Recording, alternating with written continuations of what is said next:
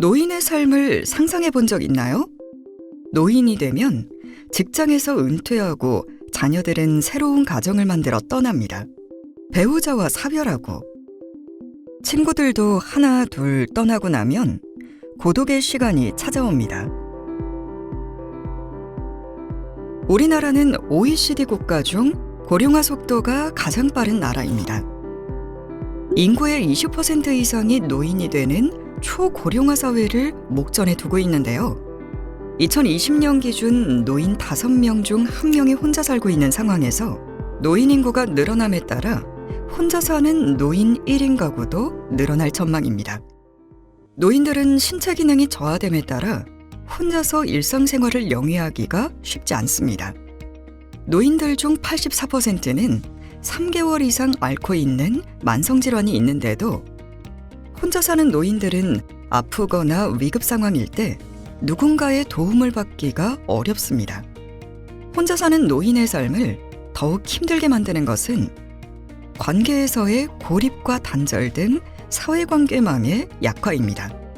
통계청의 자료에 따르면 60세 이상 노인의 41.6%가 아플 때 집안일을 부탁하거나 힘들 때 이야기할 사람이 없다고 밝혔습니다.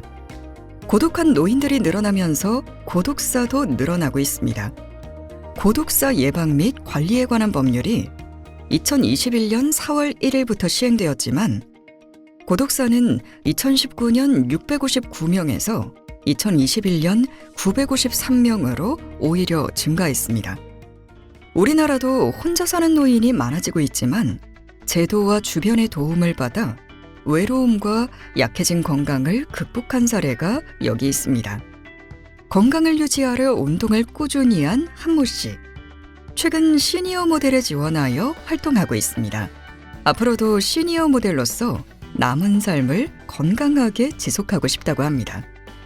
2년 전 남편을 떠나보내고 혼자가 된 신모 씨. 혼자 되고 외로움과 우울이 찾아왔는데 얼마 전 아이 돌보미로 지원하여 아이를 돌보고 있습니다. 아이들이 얼마나 예쁜지 아이와 함께하니 더 이상 외롭지 않습니다. 다리가 아파서 앉아서 활동할 수 있는 취미를 찾다가 꽃꽂이를 배우게 된 최모 씨. 꽃이 좋아 시작했는데 얼마 전 꽃집을 열었습니다. 노년에 이렇게 일을 할 수 있다는 게 얼마나 감사한지 요즘 손님도 많아 웃음꽃 만발입니다. 몇 년 전에 앓은 질병으로 바깥 출입이 어려워졌던 이모 씨.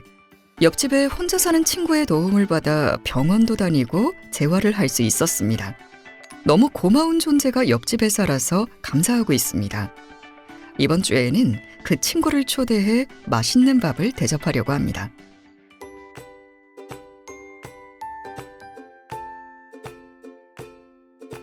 새 집 걸러 한 집. 우리나라에서 가장 많은 가구의 유형이 혼자 사는 1인 가구입니다. 혼자 살 수는 있지만 혼자서만 살 수 있는 사람은 없습니다. 인간은 모두 태어나고 늙습니다. 그리고 누구나 노인이 됩니다. 노인을 위한 제도와 도움은 우리의 노년을 아름답게 합니다. 도움을 주고받는 함께하는 관계에서 우린 더 이상 외롭지 않습니다. 외로운 노년이 아닌 함께하는 노년을 꿈꿉니다.